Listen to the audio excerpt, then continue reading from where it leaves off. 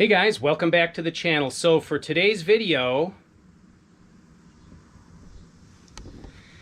I'm featuring my my Onewheel XR that I have added suspension to. This is a project that I began looking into quite a while back, and this is something that that I've wanted to do for some time. I actually bought this Onewheel for the sole purpose of adding suspension to it. So you can actually, let's set it level here, you can actually see how high the fender sits above the tire, which I know looks a little odd, but that's because there's a little over 2 inches, about 2¼ inches of, it's about 2½ inches of maximum travel, but about 2¼ inches of usable travel. And this, so when I stand on the Onewheel initially, it sags a little bit, and the wheel looks more at home in the fender area there. But obviously, there needs to be clearance for the wheel to move. So, for those of you that aren't familiar with Onewheels, it was a company that was started via a Kickstarter campaign years ago. There are, I believe, hundreds of thousands of these Onewheels out there. They make this board, the XR, and then also the Pint, which is a smaller board, about 60% the price of the XR. We got that first and then fell in love with it. So I bought the XR. Now, the reason that I added suspension to this, part of it was just because I can, but part of it was when I began riding the board, and let's see here, I'll go around so you can see it.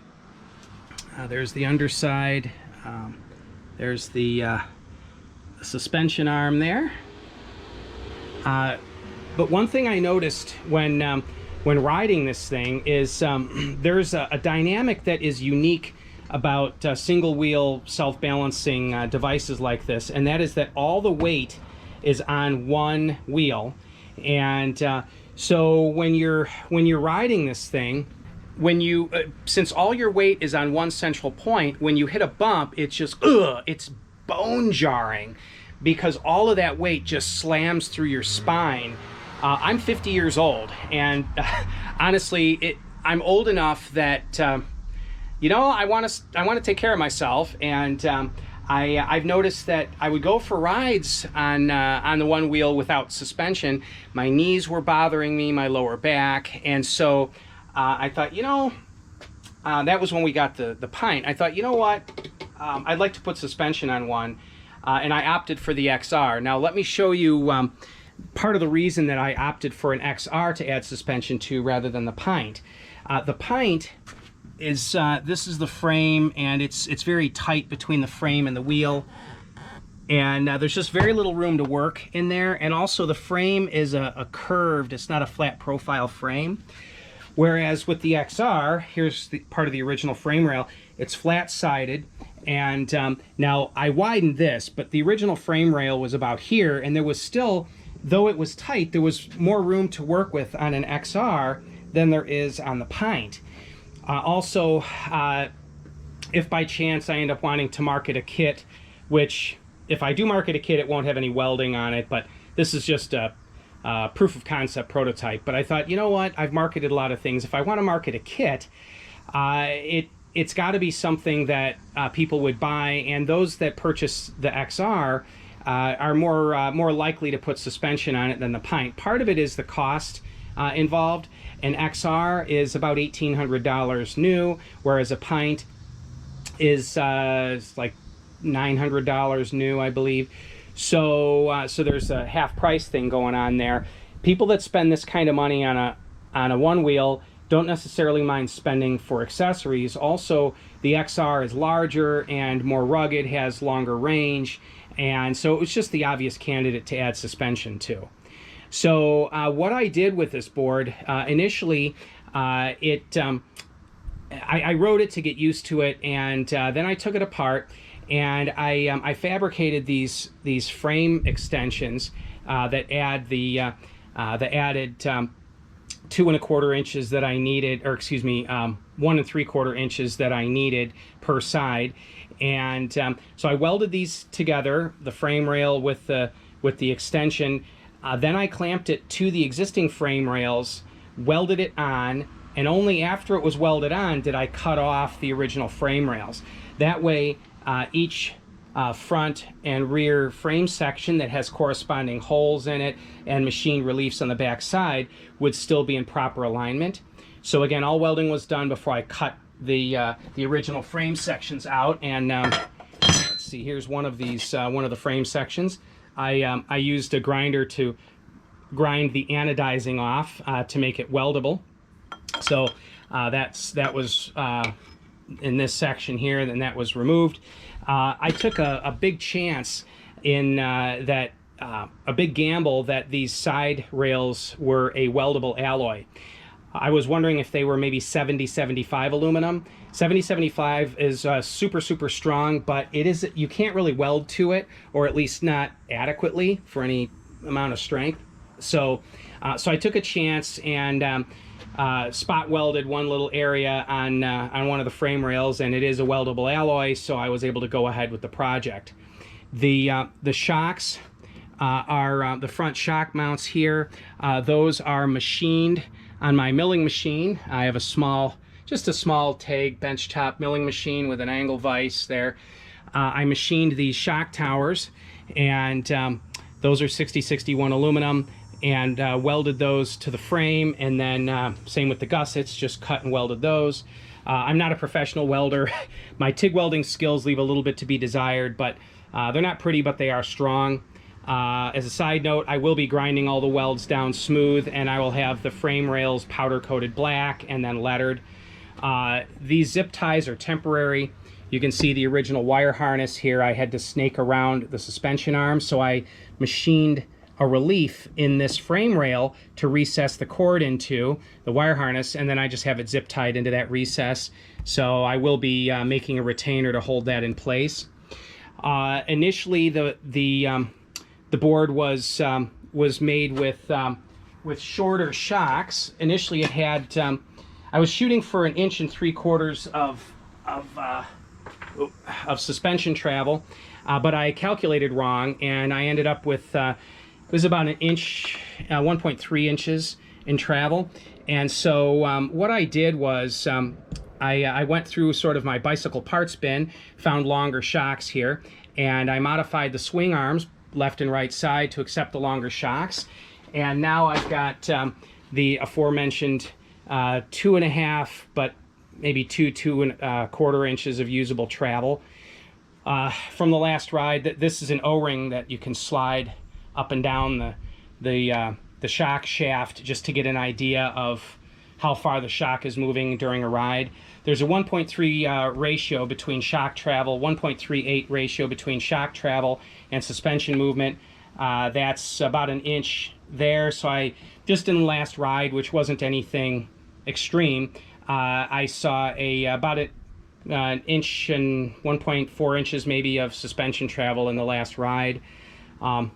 They're air shocks, very lightweight, adjustable air pressure for preload, and then rebound dampening adjustment. When I stand on the board, I get about 1/2 to 3/4 inch of suspension sag, and that suspension sag is important. It allows negative travel into dips, and you can't set up a suspension and have it work properly without some sag. So when I get on the board, there's 1/2 inch to 3/4 inch of sag, which gives me about 1.5 inches of positive travel, 3/4 inch or so of negative travel, which seems to be about perfect for what this board does. Now, going back to what I was saying earlier about having all your weight on one wheel, if you were on, say, a 4-wheel device, and over here I've got an electric skateboard that I built many years ago, whatever it was, 6 years back or so, with 4 wheels, electric skateboard. Something like this, if you hit a bump with one wheel, that's 1 out of 4 wheels. So essentially your body only feels about 25% of that bump that one wheel will hit. Whereas with a one wheel, your body feels 100% of the impact load when you hit a bump.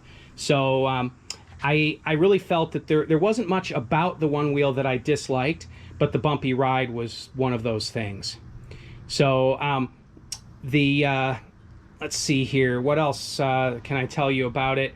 I will be probably remaking these steel suspension arms in machined aluminum. The steel arms were just easy to modify for testing purposes. I'll tip it back so you can see better here. So there's the suspension arm with that original wire harness. I will make a guard, a protector for it, but let's see, there's the other side down there, and with the corresponding motor wiring, and that motor wiring just moves easily with the suspension travel. So there's that. You can see the suspension arm protruding down when the suspension is extended. When I stand on the board, the suspension arm moves up so that the axle of the wheel is just a little bit below the center part of the frame rail. I found that if I increase sag, the board is more stable. If I decrease sag so it rides up higher, it's more nimble and will corner better. But that also feels a little bit unstable at speed. So I found having the suspension sag set so that the axle is right near the midpoint of the frame, which is the position it's at in stock unmodified form, would give handling that is similar to factory original, and as far as cornering goes, and while still having positive and negative suspension travel. So I'm going to go ahead and set the camera down and show you guys the bump control that we have with the suspension.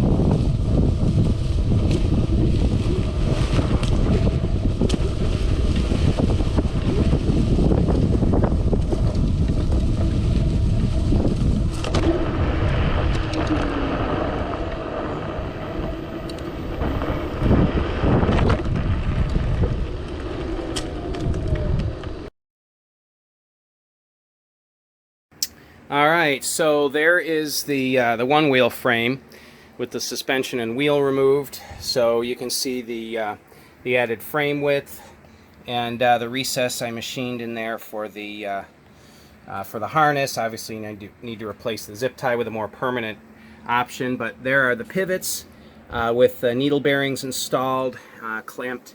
They clamp in place. The top part is welded around, and the bottom is free floating.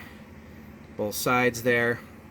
So little scuffing of the harness right there, not a problem. We'll correct that when we get this project for the suspension all done. So that's it. Let's get to it. So in case you're curious, when the shock is lifted out of the way, there's what it looks like down inside. The suspension swing arm that has a welded half-inch shaft going through this collar where there is a half-inch inside diameter needle bearing located. All right, well, I think that does it for me for today. Thanks for tuning in, guys. This has been a fantastic project. It's something I've wanted to do for some time. I do a lot of projects. You can see there's my 4x4 off-road skateboard. I've got some high-end electric bicycles and whatnot that I've built from scratch. But this is the latest project of mine, and I wanted to share it with you guys. If you have any questions about it, feel free to let me know. I'll be more than happy to answer whatever questions I can. So thanks, guys, and keep your eye on the channel. I've got more coming up about my Model 3 performance there, as well as a couple other projects I'm working on, and my Tesla screen mount kits.